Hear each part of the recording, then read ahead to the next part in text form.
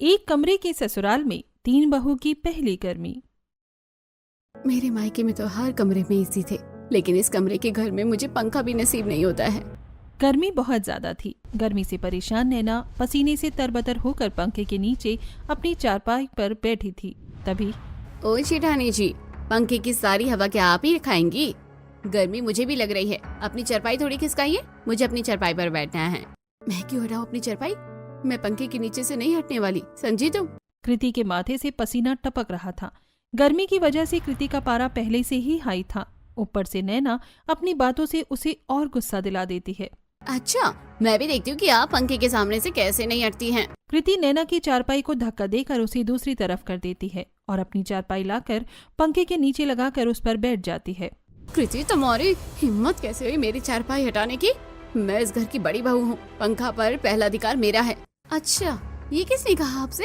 और अगर आपके मायके में हर कमरे में एसी थे तो आप अपने साथ एसी क्यों नहीं लाई? खाली हाथ क्यों आ गई? कृति, आजकल तुम कुछ ज्यादा नहीं बोल रही? भूलो मत, मैं तुम्हारी जेठानी हूँ। नैना और कृति दोनों पंखे के नीचे बैठने के लिए एक दूसरे से बिल्लियों की तरह लड़ रही थी। तभी विमला घर में आती है और दाना पानी लेकर दोनों बहुओं पर चढ़ जाती है। तुम लोगों में जरा भी शर्म है या नहीं? एक तो हमारा घर भी भट्टी की तरह चल रहा है, ऊपर से तुम लोगों ने झगड़ा करके पूरा घर सिर पर उठा रखा है।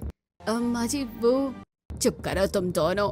तुम लोग रानी बहू से कुछ सीखती क्यों नहीं? तुम दोनों यहाँ महारानियों की तरह पंखे के लिए लड़ रही हो और वो बेचारी अकेले इतनी गर्मी में चूल्हे पर रोटियां सेक रही है। ये नहीं कि जरा उसका हाथ बटा दो। तुम दोनों को तो सिर्फ लड़ना है। विमला की 3 बहू थी, नैना, कीर्ति और रानी। नैना अमीर घर की बेटी थी, इसलिए उसके नखरे ज्यादा थे। कृति बहुत जल्दी गुस्सा हो जाती थी और वो नैना को कॉपी करती रहती थी। रानी बिल्कुल सिंपल लड़की थी, वो गरीब परिवार से आई थी। माँ जी, मैंने कल ही मैनिक्योर करवाया है, रोटियां बनाऊंगी तो मेरे नेल्स खराब हो जाएंगे। और माँ जी, आपको तो पता है सुबह से मेरी तबीयत बहुत खराब है, लग रहा है जैसे मुझे लू लग गई है। मैं तो आपको कहने वाली थी कि आप मुझे डॉक्टर की फीस दे दीजिए, कल मुझे डॉक्टर के पास जाना है।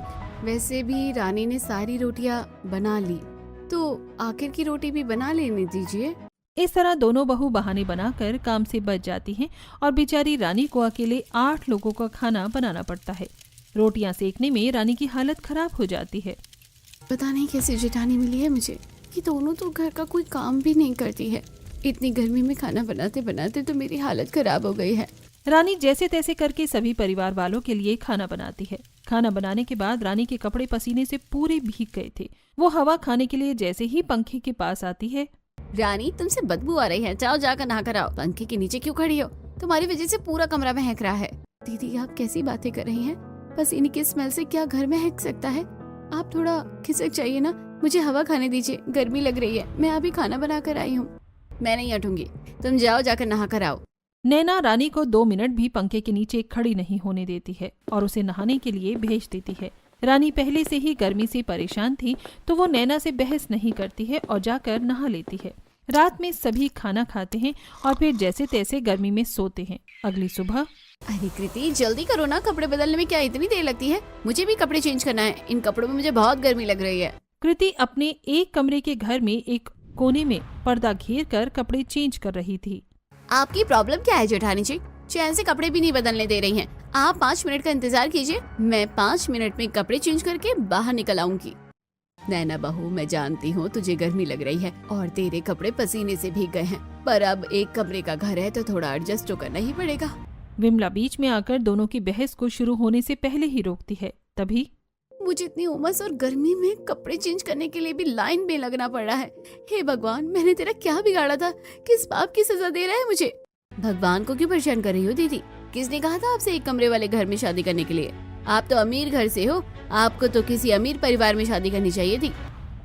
मेरी तो लव मैरिज थी। आदित्य ने कहा था कि वो सीए का एग्जाम क्लियर कर लेंगे और शादी के बाद हमारी लाइफ सेट हो जाएगी, लेकिन वो एग्जाम क्लियर नहीं कर पाए और 5,000 की नौकरी कर रहे हैं। लेकिन कृति, तुमने तो अरेंज मैरिज की थी ना, तो तुमने एक कमरे वाले घर में शादी क्यों की?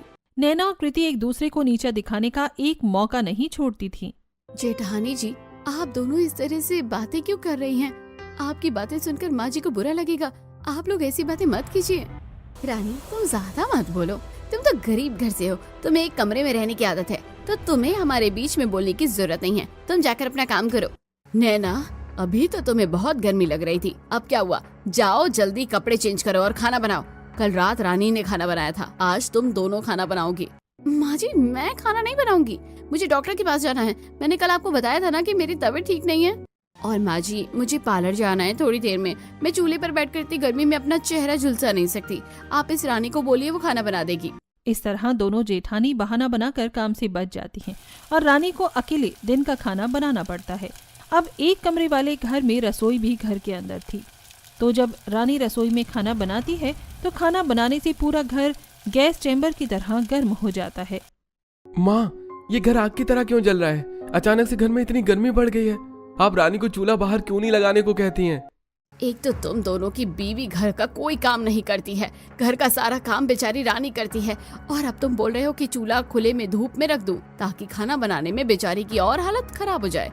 तो ऐसा नहीं होगा। नहीं माँ, मेरा वो मतलब नहीं था। तेरा जो भी मतलब था उसे अपने पास रख। मैंने तुम तीनों भाइयों को कहा था कि बेटा शादी से पहले 2-3 कमरे और बना लो, कुछ नहीं तो अलग से रसोई बना दो, लेकिन तुम तीनों के कानों में जूं तक नहीं रहेंगी, तो अब ऐसे ही रहो। विमला अपने तीनों बेटों से बहुत गुस्सा थी, इसलिए वो दाना पानी लेकर उन पर चढ़ जाती है। माँ, इसमें भैया की क्या गलती है? आप तो जानती हैं हम लोग मामूली सी नौकरी करते हैं, उन पैसों से घर चलाएंगे या फिर घर बनवाएंगे। बातें बनाने में तो तुम लोग बहुत तेज हो। तुम्हारी शादी से पहले मैंने कहा था बेटा घर बनाने के लिए पैसे सेव करते हैं, लेकिन तुमने मजे करने में सारे पैसे खर्च कर दिए और मुझे सेविंग करने के लिए 1 रुपया तक नहीं दिया। विमला गर्मी में गुस्से से अपने बेटों पर भड़क रही थी। तभी रानी खाना बनाते हुए दाल में मिर्ची का तड़का लगा देती है, जिससे पूरा घर धुआं धुआं हो जाता है और सभी जोर जोर से खांसने लगते हैं। पागल हो गई है क्या रानी? हम दोनों को मारना चाहती हो? किसने कहा था तुमसे तड़का लगाने के लिए? सिंपल दाल नहीं बना सकती थी क्या? पूरा घर धुएं से भर दिया है। रानी के तड़का लगाने से घर में धुआं फैल जाता है और सभी बुरी तरह से मिर्ची की वजह से खांसने लगते हैं। ये भी कोई वक्त है बहू लड़ने का? अरे जल्दी घर से बाहर चलो, वरना खांसते खांसते तुम लोगों के फेफड़े बाहर आ जाएंगे। एक कमरे के घर में पूरा परिवार रहने से सभी को इस तरह की दिक्कतें अक्सर होती थीं। कुछ देर बाहर रहने के बाद कृति कहती है, माँ जी, मुझे डॉक्टर के पास जाना है, आप मुझे कुछ पैसे दे दीजिए। डॉक्टर को फीस भी तो देनी होगी। मैंने पता क्या है कि ये डॉक्टर ज्यादा पैसे नहीं लेता है, बल्कि 150 से 200 में काम कर देता है। अच्छा ठीक है बहू, ये लो पैसे, जाकर डॉक्टर को दिखा लाओ। देख डॉक्टर क्या कहते हैं और पूछना तबीयत कब तक ठीक हो जाएगी। जी ठीक है माँ जी। कृति विमला से पैसे लेकर डॉक्टर के पास जाने के लिए निकलती है, लेकिन वो डॉक्टर के पास नहीं जाती है बल्कि बाजार चली जाती है। मुझे तो कुछ नहीं हुआ है, मैं तो डॉक्टर के पास क्यों जाऊं? मैंने तो काम से बचने के लिए बहाना बनाया था। अब जो पैसे बचे हैं उससे मैं एंजॉय करूंगी। वैसे भी शादी के बाद ये मेरी पहली गर्मी है। कृति एक फ्रूट सलाद बेचने वाले आदमी के पास जाती है और उससे मिक्स फ्रूट सलाद खरीदती है। फ्रूट खाते हुए, इतनी सड़ी गर्मी में इन फलों को खाकर कितना आराम मिल रहा है। मजा आ गया ये खाकर। घर वालों के लिए तरबूज ले चलती हूँ, उन लोगों को भी तो गर्मी लगती होगी, उन्हें भी गर्मी में ठंडक का एहसास हो जाएगा। कृति तरबूज लेती है और फिर नारियल पानी पीती है। थोड़ा खाना पीना करने के बाद वो घर आ जाती है। कृति बहू, ये सब क्या लेकर आई है तू? और तू डॉक्टर के पास गई थी ना? माँ जी, मैंने चेकअप करा लिया, लेकिन थोड़े पैसे बच गए थे तो मैंने सोचा सबके लिए तरबूज ले लूं। वैसे भी गर्मी बहुत ज्यादा है ना। चलो, कुछ तो सही किया तूने बहू। विमला कृति को ताना मारती है। शाम को जब सबके पति घर आ जाते हैं तब कृति सभी को तरबूज काट कर देती है, तरबूज खाते हुए। अरे वाह, तरबूज! गर्मी के दिनों में ये सब खाने में ही मजा आता है। ये तरबूज खाकर तो शरीर की सारी थकान दूर हो गई। अरे राजू बिल्कुल सही कह रहा है। भगवान कभी कभी ऐसे फ्रेश फ्रेश फल ले आया करो। सभी लोग मंजली बहू के लाए तरबूज को मजे से खाते हैं। तरबूज खाकर ही इनका पेट भर जाता है और वो हल्का खाना खाकर सोने के लिए चले जाते हैं। दिन में तो कृति और नैना चारपाई को पंखे के नीचे लगाने में सोई थीं, लेकिन रात में सभी लोग नीचे दरी बिछाकर सोते थे। ये कैसे सो रही हो कृति? अपना हाथ दूसरी तरफ करो, मुझे गर्मी लग रही है और ऊपर से तुम मुझसे चिपक गई हो। चिपकू कहेंगी। मुझे भी आपसे चिपकने का कोई शौक नहीं है। वैसे भी हम 8 लोग इतनी छोटी जगह में कितनी मुश्किल से सो रहे हैं, तो नींद में हाथ पैर यहाँ वहाँ तो जाएगा ही ना। इसमें इतना ओवर रिएक्ट करने की क्या जरूरत है?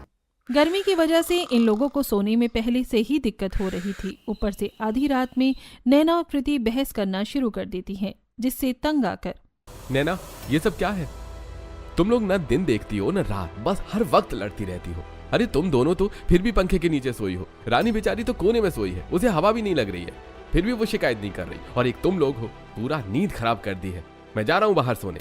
निखिल भी मुंह बनाकर उठता है और पसीना पोंछते हुए अपनी चारपाई, चद्दर और तकिया लेकर बाहर सोने के लिए चला जाता है। अरे एक तो गर्मी की वजह से सोना मुश्किल हो गया है, ऊपर से तुम लोगों ने हद कर दी है। तुम्हारी पहली गर्मी में ये हालत है तो पता नहीं आगे आने वाली गर्मियों में क्या करोगी। अब तुम्हारी शादी एक कमरे के घर में हुई है तो थोड़ा एडजस्ट करना सीखो। कब तक ऐसी लड़ती रहोगी? इतनी बकबक में मुझे नींद नहीं आ रही है, मैं भी भैया के साथ बाहर सोने जा रहा हूँ।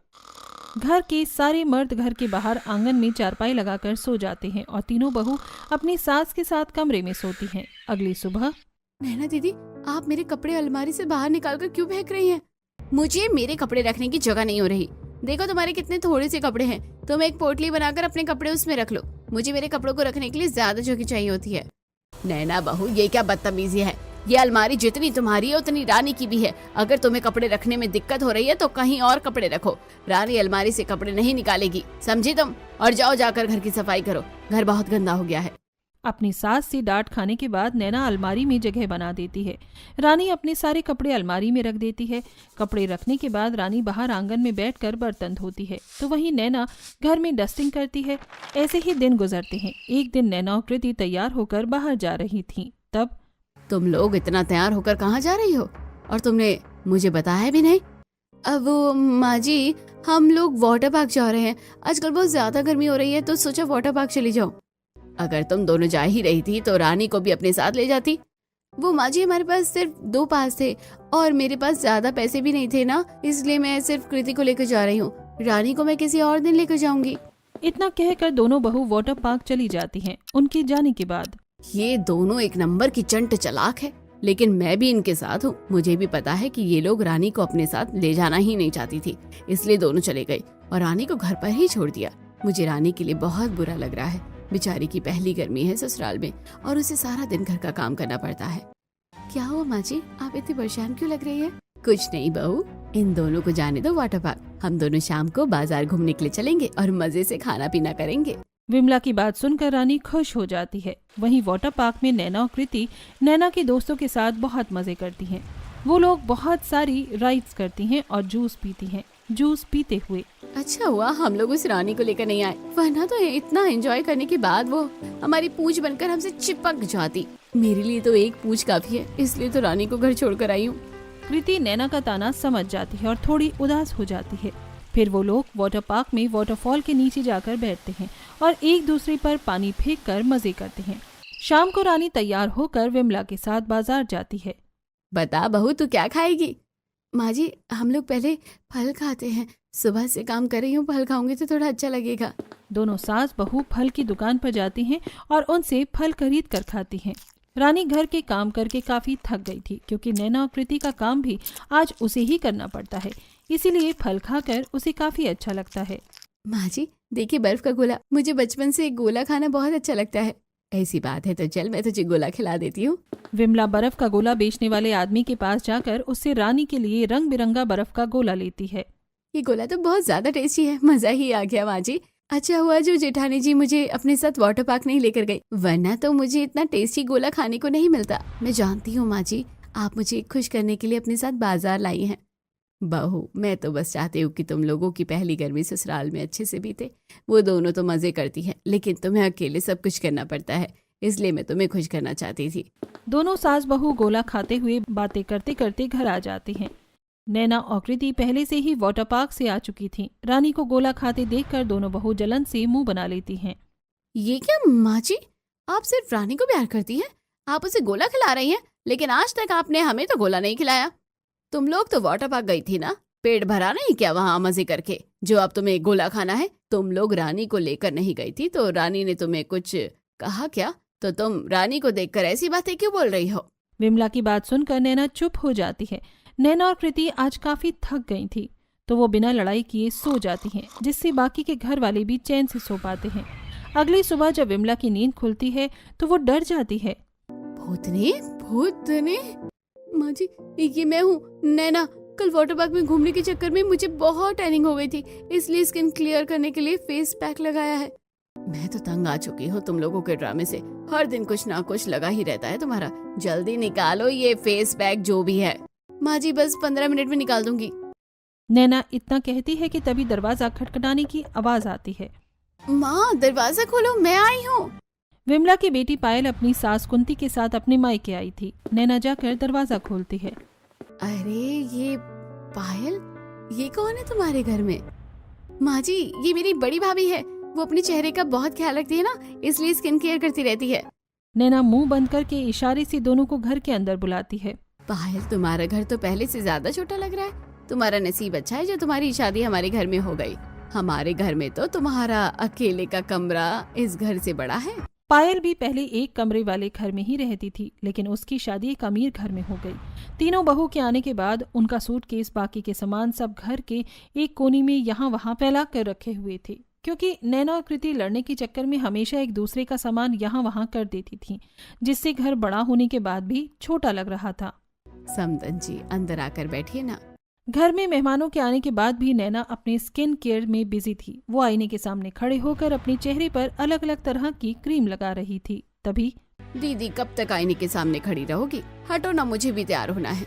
कृति मुझे तैयार होने दो। तुम्हें दिखाई नहीं दे रहा है कि मैं मेकअप कर रही हूँ? मुझे डिस्टर्ब मत करो। नैना और कृति दोनों मेहमानों के सामने ही लड़ने लगती हैं, जिसे देखकर कुंती हंसने लगती है। पायल तुम्हारी भाभी तो बिल्लियों की तरह लड़ती है। इसमें बेचारी की क्या गलती? एक कमरे वाले ससुराल में शादी जो हुई। कुंती की बात सुनकर पायल को बुरा लगता है। रानी ये सब कुछ देख रही थी, इसीलिए वो मामला संभालने के लिए जल्दी से कुंती और पायल के लिए खसखस, गोंद कतीरा, सब्जा सीड्स और सौंफ, गोला, मिर्च वगैरह डालकर अच्छा सा शरबत बनाती है।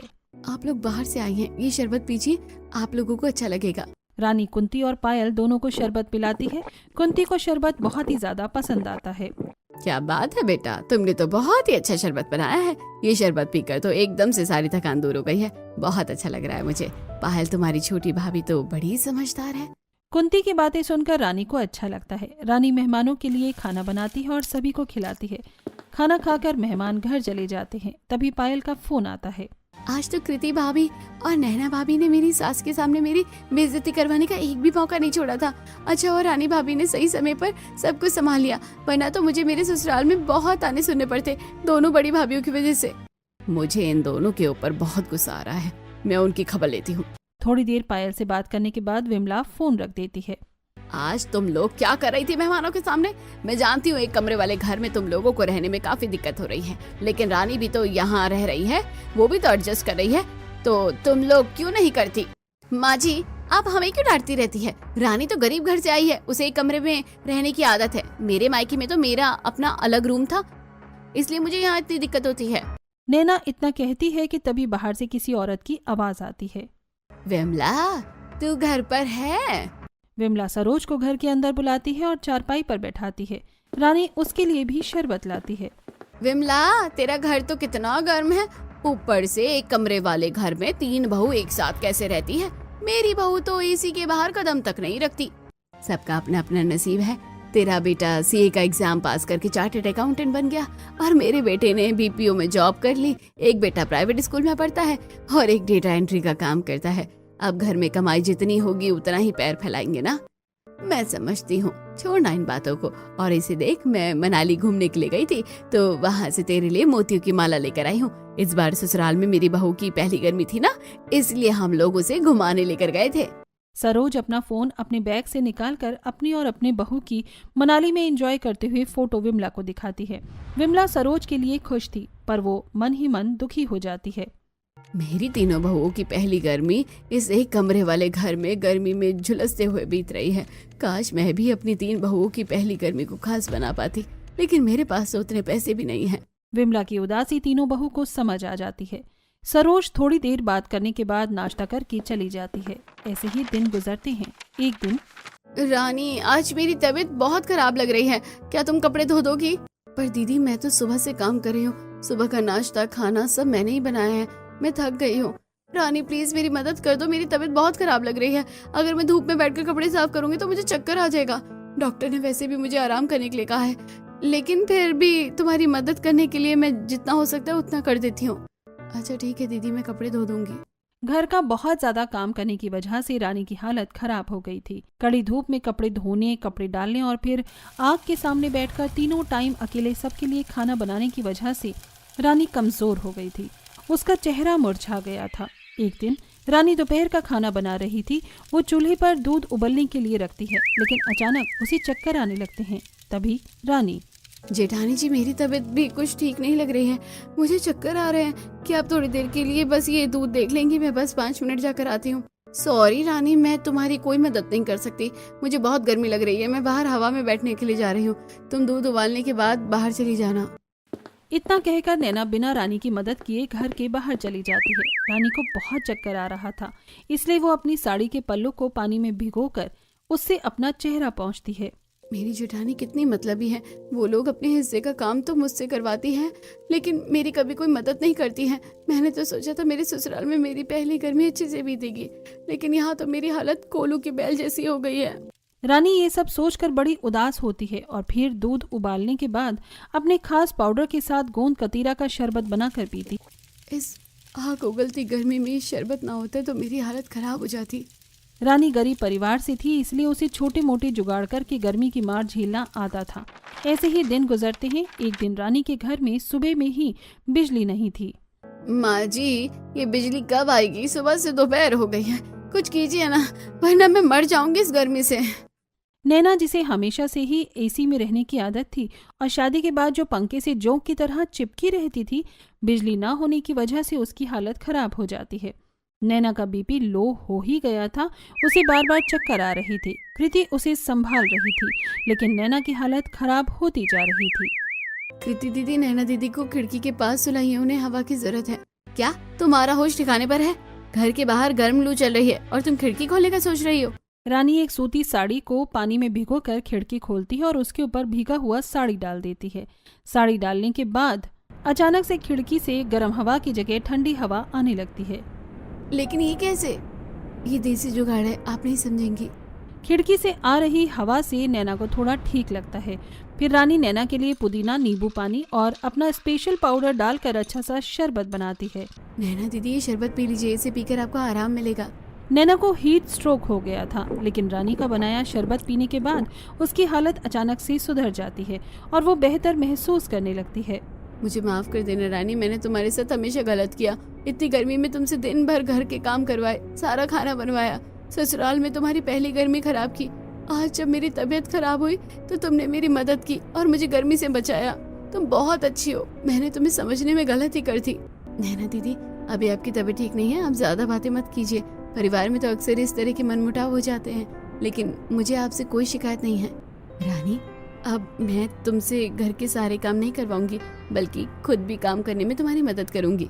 रानी, मुझे भी माफ कर दो, मैंने काम से बचने के लिए आप लोगों से झूठ बोला था।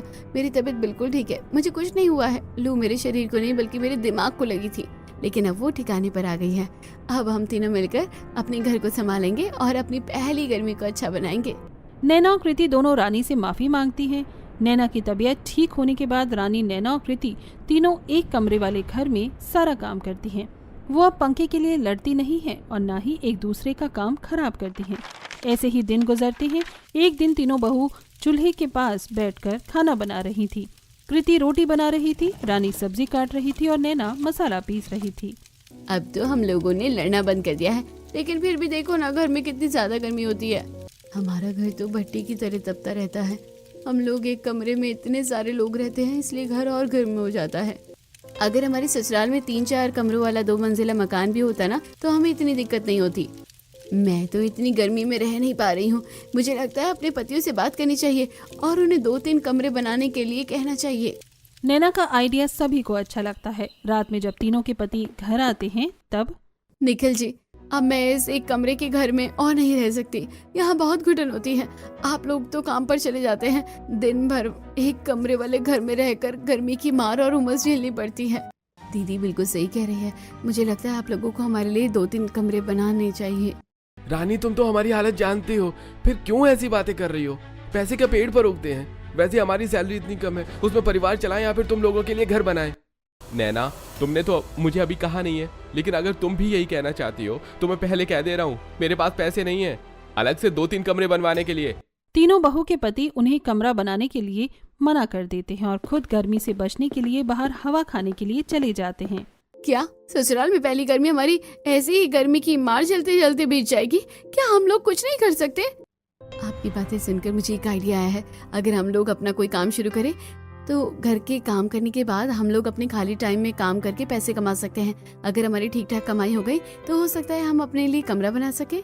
लेकिन हम लोग क्या काम करेंगे? वैसे भी मुझे काम करने की तो कोई आदत नहीं है। अरे कोई बात नहीं दीदी, आपको बहुत ज्यादा काम करने की जरूरत नहीं है। हम लोग शरबत बनाकर बेचेंगे। गर्मी का मौसम है, अगर गर्मी में लोगों को ठंडा और अच्छा शरबत पीने को मिले तो वो पैसे जरूर देंगे। आइडिया तो अच्छा है। वैसे ही हमारे घर के पास में ही बाजार, हॉस्पिटल, स्कूल, कॉलेज सब कुछ है। अगर हम अपने घर के बाहर शरबत बेचने का काम शुरू करेंगे तो हमारी अच्छी कमाई हो जाएगी। तब तो हम लोग कल से ही शरबत बनाकर बेचना शुरू करते हैं। रानी, तुम पुदीना और नींबू का बहुत अच्छा शरबत बनाती हो तो तुम वही बनाना। कृति, तुम सत्तू बना लेना और मैं बेल का शरबत बनाऊंगी। 3 तरह की वैरायटी होगी तो कुछ लोग ना कुछ तो पियेंगे। तीनों बहू खाना बनाती हैं और अपने ससुराल वालों को खिलाती हैं। खाना खाने के बाद सभी गर्मी में करवटें बदलकर जैसी जैसी एडजस्ट होकर एक कमरे में सोते हैं। अगले दिन तीनों बहू सुबह सुबह बाजार जाती हैं और सब्जी वाले के पास से नींबू, कुछ सब्जी और राशन की दुकान से बाकी का सामान लेकर घर आ जाती हैं।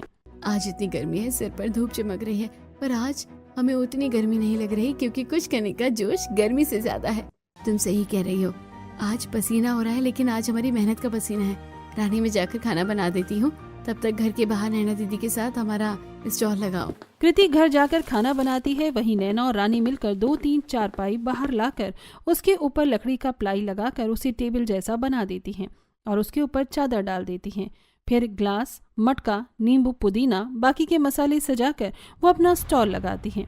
अपना आइस बॉक्स रखती हैं और उसके ऊपर बड़ा छाता लगाती हैं। हमारा स्टॉल कितना अच्छा लग रहा है। स्टॉल लगाए 5 मिनट ही हुए थे कि तभी एक स्कूल का बच्चा उनके पास आता है। तीनों बहू ने अपना शरबत का दाम 10 रुपए रखा था। मुझे बहुत गर्मी लग रही है, मुझे ठंडा ठंडा नींबू पानी चाहिए। 2 मिनट इंतजार कीजिए, मैं आपको आपका ठंडा ठंडा नींबू पानी देती हूँ। रानी बच्चे के लिए ठंडा ठंडा नींबू पानी बनाती है और उसे पीने के लिए देती है। नींबू पानी तो बहुत टेस्टी है, एकदम से एनर्जी आ गई मुझ में। बंटी नींबू पानी पीकर चला जाता है। एक के बाद एक काफी सारे लोग तीनों बहू के शरबत पीने के लिए आते हैं। बहन जी, मुझे बेल का शरबत दीजिए, गर्मी बहुत ज्यादा है। ये बेल का शरबत पीकर ही मुझे आराम मिलेगा। मुझे सत्तू दे दो बेटा, बड़ी भूख लगी है, सत्तू पीकर पेट भरूंगी। नैना राजीव के लिए बेल का शरबत बनाती है और कृति कमला के लिए सत्तू बनाती है। रानी पैसे लेती है और उन्हें शरबत देती है। दोनों को उनका शरबत बहुत पसंद आता है। पहले दिन ही तीनों बहू शरबत बेचकर अच्छी कमाई कर लेती हैं। शाम को तीनों के पति जब घर आते हैं।